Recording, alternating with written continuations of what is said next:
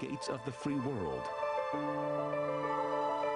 steadfast as the bedrock on which they were built.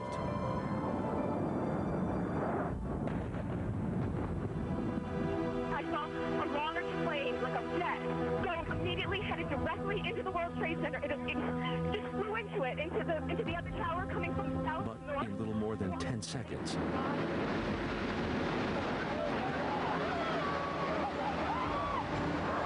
each of the World Trade Center towers was gone. Across the Hudson River from where the World Trade Center once stood, a metal scrapyard in New Jersey has become the temporary home of the twisted steel removed from Ground Zero. It is here that Corley and his team join other investigators, such as Professor Hassan Ostaneh of Berkeley, to get a closer look at the damage. We need to understand what took place from the time that plane nose hit the facade of the building until the time that everything was on the ground and collapsed. There is one small blessing. Many scraps of steel are marked with an identification number, stamped 30 years ago when the towers were built. That mark would tell us exactly where it was in the building. So it was very easy in this case to determine where things were. After several months of picking through the jumbled mass of columns and beams, the scrapyard has no more secrets to tell. Some steel is moved to laboratories for a closer analysis. The rest overseas for recycling.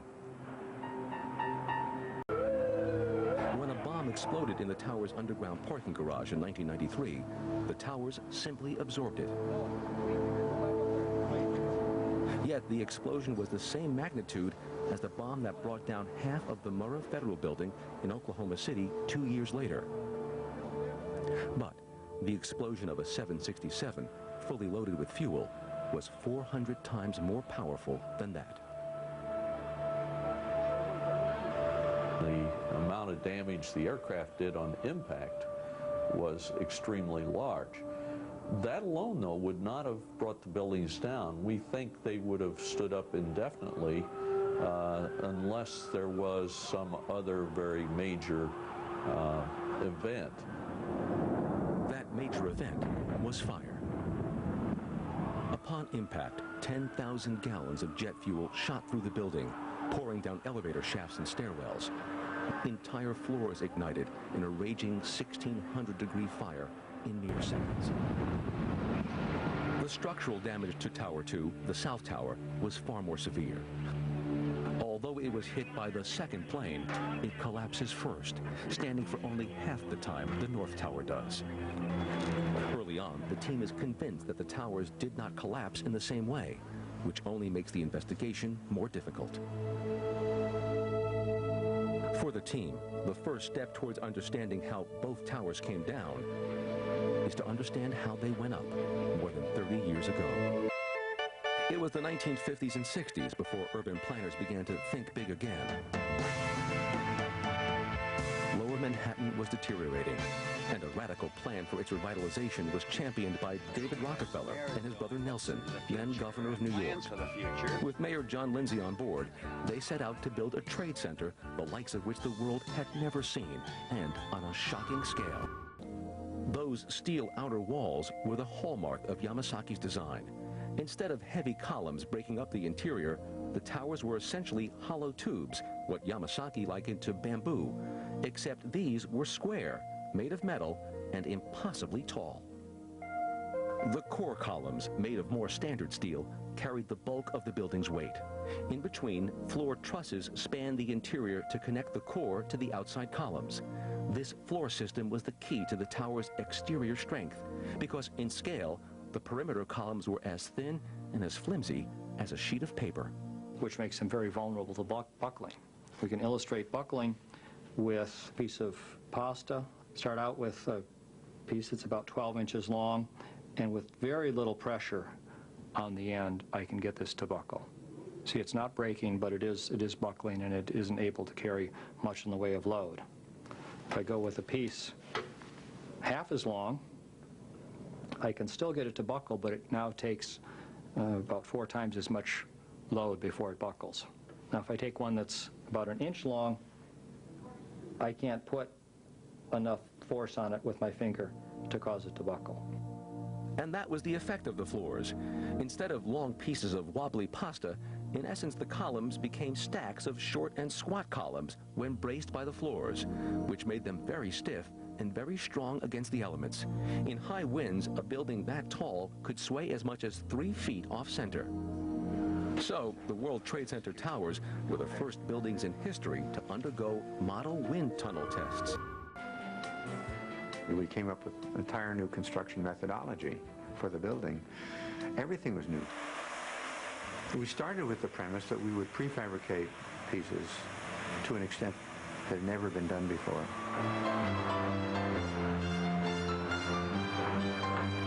The perimeter columns were pre-welded in 36-foot sections and hoisted into place by massive kangaroo cranes imported from Australia. The floors were also prefabricated, the 60-foot sections arriving at the site precisely at the moment they were needed. In less than 3 days, an entire acre of floor could be laid. That floor system is very lightweight. It's made of steel bar joists that are really optimized to be as light as possible, similar to the bar joists that you can see in the ceilings of Home Depots, Kmart's, things of that sort. Because the floors were so light, the 60-foot sections simply sat on shelves welded to the interior and exterior columns and attached to the shelves with 2 bolts at each end. The floor truss was then welded to the shelves for added strength. Once the sections were in place, a 4-inch layer of concrete was poured over the metal deck, and the workers moved on and up. Never in the history of modern architecture had a building been known to collapse because of fire. You have localized floor collapse in almost every serious high-rise fire, but you never have total wall collapse or 2 or 3 or 4 or 5 or 110 stars Hit a come motor down. and I saw of a wing, and it was like not straight out like this, but like tilted. It's like, whoa. Daphne Carlisle is on the 82nd floor, only 15 stories below the impact. What she sees out the window confirms what Corley's team suspects immediately. The pilot positioned the plane to do as much damage as possible. Here you see the plane, and it just as it gets into this area, it banks quite a bit and hits the tower at an angle. From the moment of impact, Gene Corley and his team attempt to recreate the chain of events that caused the towers to cascade to the ground like water. The main entrance to the plaza is really off Church Street here. For the team, the initial question is not how the towers came down, but how they managed to stay up after being struck by an aircraft nearly as wide as the building. When the plane hit, it took out almost 2/3 of the columns on the north side of the building. Despite that, the building was able to redistribute the way it carries the load. The columns actually then started carrying the load around the gaping hole. Although the damage is severe, the team believes it is not enough to cause a collapse of the entire structure. They turn their attention to the intense fire that follows. Jet fuel can burn fiercely, as high as 2,000 degrees Fahrenheit, but not for long. Corley's team estimates that as much as 1/3 of the fuel explodes outside of the building. What remains inside burns for only 8 minutes. So we think that the main factor involving the fuel was that it started the fire in several floors all at one time. Fire is everywhere that the burning fuel has sprayed. Since very little of the fireproofing protecting the steel is found in the rubble, Corley's team believes that the fragile spray-on fiber is knocked off in the incredible violence of the impact, leaving many of the core columns and floor trusses naked to the intense heat of the fire. It is 9 a.m. Daphne Carlisle struggles down 82 flights of stairs.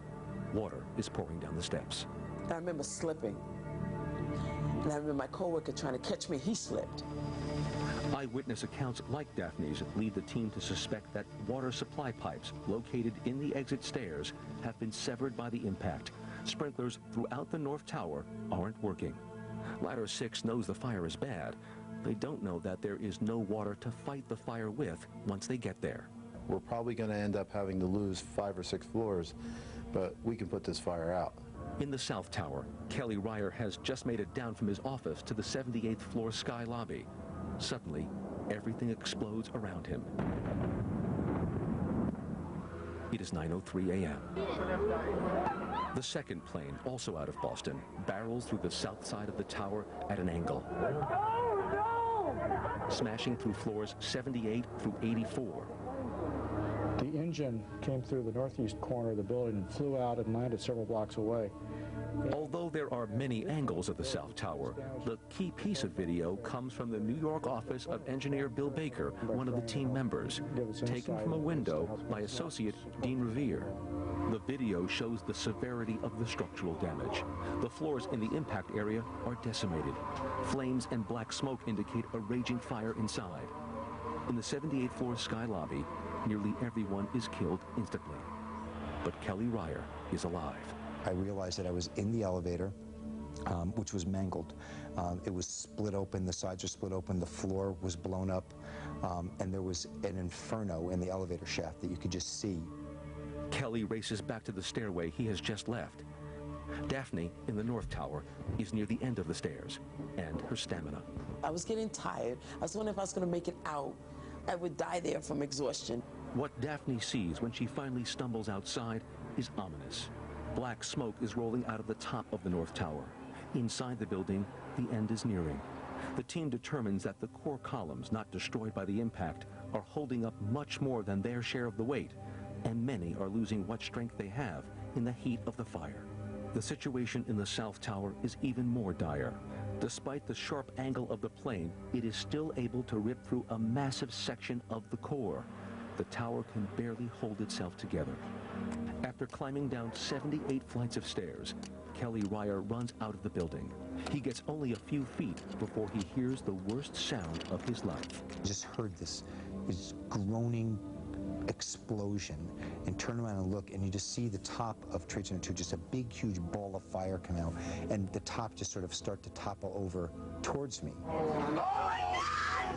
It is 9:59 a.m. From the 25th floor of their architectural firm, Dean Revere and his colleagues watch the South Tower crumble before their eyes. After the initial shock, they realize that they have in their hands the perfect view of the South Tower's collapse. Only days later, Corley's team is able to dissect the video. For nearly 45 minutes, fire burns through the impact floors. Inside, steel columns and floor supports are heating their way towards failure. Suddenly, a puff of smoke shoots out of the east side. There's been some kind of a collapse. The team suspects that a heated and sagging floor is finally breaking free from its connection to the core columns. Without the support of the floor, the perimeter columns buckle out and snap immediately. All of the columns just let go on that side, and the building started to tilt just a little bit toward the east. The top of the tower falls over in the direction of the weakest, most damaged corner. Instantly, the floors below the impact collapse and pancake down on top of each other. It takes less than 10 seconds for the South Tower to hit the ground. Daphne and Kelly make it to safety, with scores of others who are able to outrun the cloud of debris. But Ladder 6 is still inside Tower 1. From the 27th floor, they are moving as fast as they can back down the stairs. They make it only as far as the 4th. And that's when the building started shaking, and you heard the rumble. And I said, oh, here we go. This is it for me. When the collapse finally starts, the antenna started just a little bit before the exterior of the building started. And that tells us that the core columns let go first. At 10:28 a.m., the weakened core columns of the North Tower finally give out in the intense heat of the fire. They instantly try to shift the weight they're carrying over to the perimeter columns, but it's too much to bear. The outside columns break around the impact floors, and the top of the tower slams down. Puffs of smoke and debris are expelled from the side of the building as one floor falls on another and another. The progressive collapse is over almost as it begins. One jagged piece of the exterior remains standing for a few minutes, and then finally, falls over in defeat. But deep in the rubble of the North Tower, there is one other piece of the tower that is standing, a stairwell. Inside, 6 incredulous firemen. I said, Rich, there's nothing over our heads. We had 106 stories over our heads, and now I'm seeing sunlight. Their survival in that stairway would be one of the few miracles to happen on September 11th. Retired Fire Chief Vincent Dunn points out that September 11th was not a high-rise fire. It was a catastrophic event caused by 2 flying bombs. Chief Dunn blames the design and construction of modern skyscrapers for many of their shortcomings. In an effort to make structures like the World Trade Center lightweight, engineers eliminate the very things that make older buildings tougher and more fire-resistant: concrete, brick, and tile. In the World Trade Center and in most modern buildings, steel is protected by a thin layer of spray-on fireproofing, which keeps the steel from heating and losing strength in a normal office fire for several hours. But September 11th was not a normal anything. Supposedly this was fireproofing, but you can see that only a little piece of it is left here. When steel is laid bare to intense fire, its strength is measured not in hours, but in minutes.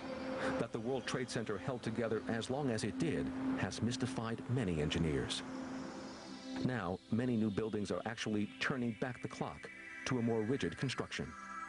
In the Petronas Towers that we designed in Kuala Lumpur in Malaysia, the structure is not steel, but it's reinforced concrete, high-strength reinforced concrete.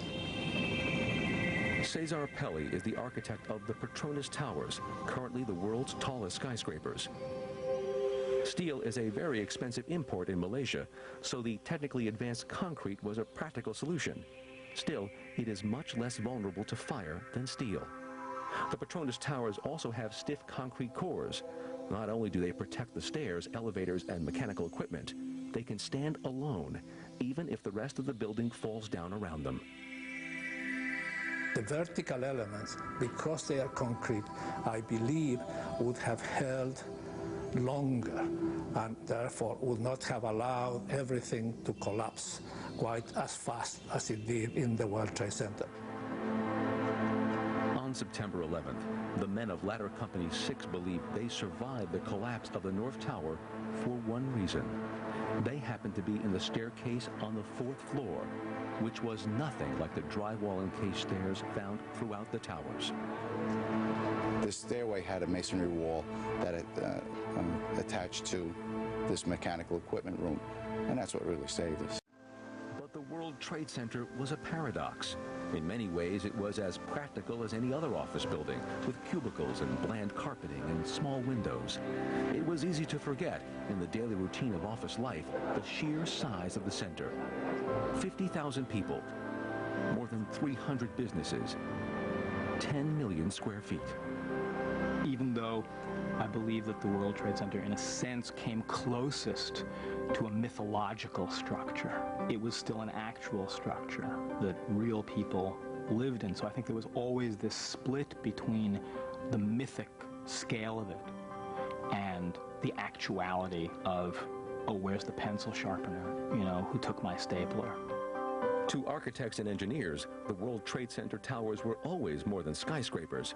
They were a marvel of engineering. Nothing like them had ever been attempted in the history of modern architecture. What worries many in the architectural community in the aftermath of September 11th is a stifling of creativity, a reluctance to push the envelope and take risks, which is what defines American architecture, and what defined 2 monumental icons that once rose to meet the sky.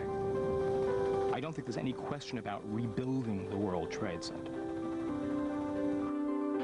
because I think the powers that be, and in that I include the popular will, I think will not be able to tolerate this big gap in our urban fabric.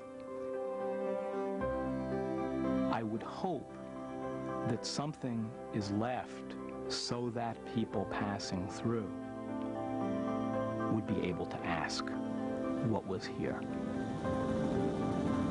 For nearly 30 years, the World Trade Center stood as a remarkable achievement of human ingenuity, a corporate cathedral of wealth and power, a glimpse of cities yet to come. And even in its final tragic moments, it is a testament to change. A lesson for the future, so that their loss and the loss of the nearly 3,000 lives they once sheltered can be as meaningful as they are mourned.